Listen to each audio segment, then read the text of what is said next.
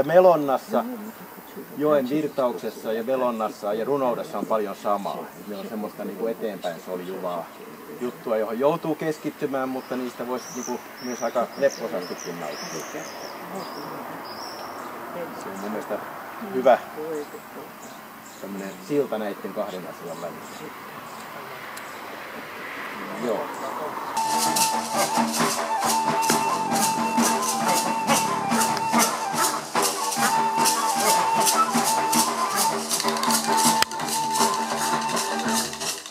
Ne näyttää siltä, että ne on tehty niin yhtäkkiä ja tästä niin semmoisen jonkun hurmion vallassa, mutta kyllä se on niin, että mä niin maalaan niitä osissa, että se on niin pala kerrallaan ja sitten mä aina istun miettimään ja katselen niitä ja sitten aina niin maltan odottaa niin pitkään, että se taas tulee se hyvä meininki. Että siinä voi olla niin monta semmoista, tuommoisenkin pienemmän työ, missä on vaikka 4 elementtiä tavallaan, niin siinä voi mennä sitten pitemmänkin aikaa. Sitten mä teen monesti useampia töitä kerralla ja sitten se menee aina syrjään vähäksi aikaa, yksi työ ja sitten mä jatkan sitä. Mulla on jotenkin niin itsellä se hankala sanoa, että onko se nyt leikkiä vai mitä, mulle se on työtä, että mitä mä teen. Jotkut tästä laulusta tykkää ja jotkut taas ei. Ja jotkut tästä laulusta tykkää ja jotkut taas ei. Tämä taidetta onko vai politiikkaa, siinäpä kistaksi juurtaa. Kun joku kertoo teille teidän mitättömyydestä, hallinnoiden valtiot, kaupunkien keisarit, Putenin autot, roskajoukkotaiteilijat, missä on ajatus, missä on liekki, peräspuolin lepattaa vitun pierutyynyt. Teollisuusjohtajat on toimivia, kärpäsiä te olette se liha, johon munitaan. Tämä ei ole mikään symboliloru, te tuhoatte maailman, jota rakastan.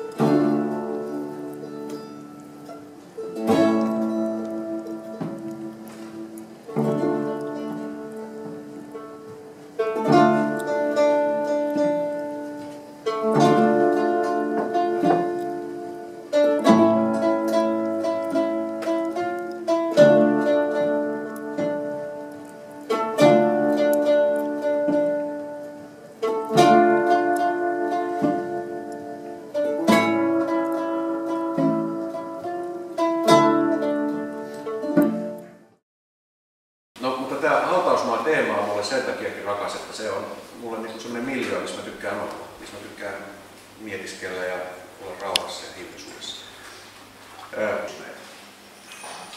Tuolla takana muuten näkyy vähän sen häivähdyksenä Montparnassen torni, niin se filmepiirte, mikä siellä on kauppasuudessa, se näkyy sinne varmaan. Ja siinä on tuhansien ihmisten joukkohautoja siellä niin kuin, ja niiden viereen on sitten näiden mestattujen sukulaisten niin kuin oma pieni hautausmaa. Aulikki Oksasen tällainen kirjailijan haastattelu nimellä kulkeva tilaisuus. Tässä on onneksi hänelle tutut ihmiset, Ville Hänninen ja Minna Maijala. Ja varmaan suurimmalle osalle täällä myöskin tuttuja ihmisiä. En voi sanoa että anna palaa, mikä palaa itsestään, kun ne hitto viekö palaa itsestään. Ja isot niin kuin, alueet. Ilmastonmuutos on mennyt niin kovaa vauhtia eteenpäin, mutta se on jännä, että näitä pitää vähän muuttaa, ei liikaa, mutta että jos on joku ihan semmoinen omasta mielestään, niin nyt menee pieleen, että tämmöistä en voi tehdä, niin kuin enkä voi enää sanoa näin. Vuokkohovasta Aulikki ja Anu Savolainen.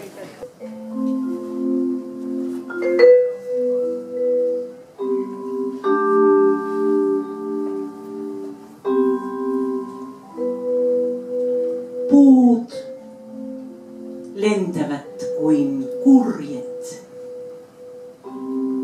juuret harallaan, muuttavat toiseen aikaan.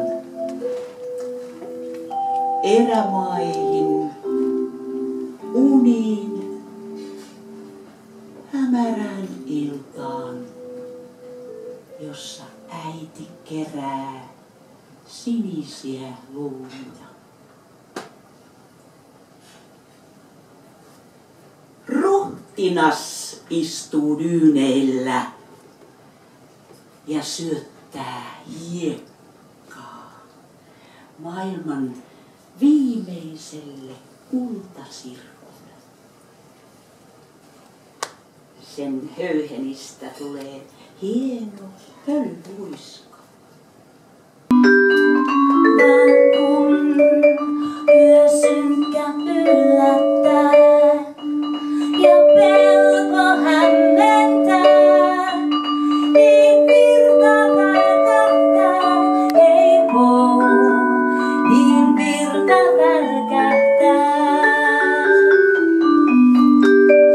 Ja niin taas löydän kotitien ja joukon ystävien ja sylin kaikkein rakkaimman ja sylin rakkaimman. Ilman metsää olet autio. Sateesta märkä hakkuuaukio. Et löydä unta, taikaa, vaistoja, vain kaavoja ja muotopuistoja. Ja tahdot takaisin sen, mikä suli, sen mikä häikäisee ja salamoi. Ne sielussa syttyvät unikot, joissa aurinko leimahtaa.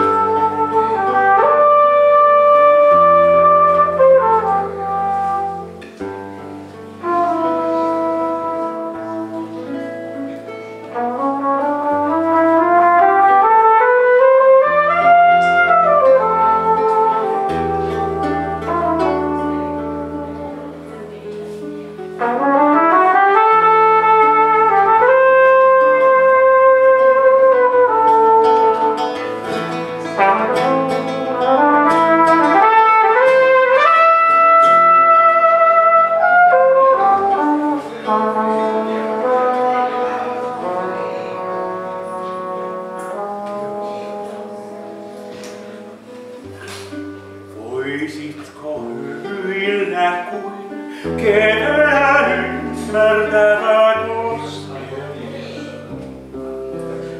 kuin veden pinnan unohtunut valkea höyhen. Tervetuloa tähän Nahkurin-verstaan taidekesän seminaariin, jos sitä nyt niin voi kutsua. Mikä tämä Toronsuon alueen kaivostilanne on, mitä se tarkoittaa, mitä jokainen voi osaltaan sitten myöskin tehdä niin halutessaan. Eli toiminnan vaihe lähtee siitä, että ensin kaivosyhtiö tekee sen varaushakemuksen tai ensin tietysti arvioi alueen ja sitten jos arvioi, että alueella voisi mahdollisesti jotain löytyä, niin tekee Tukesiin varaushakemuksen. Ja silloin tämä varaushakemus antaa sille kaivosyhtiölle yksinoikeuden malminetsintäluvan hakemiseen. Ja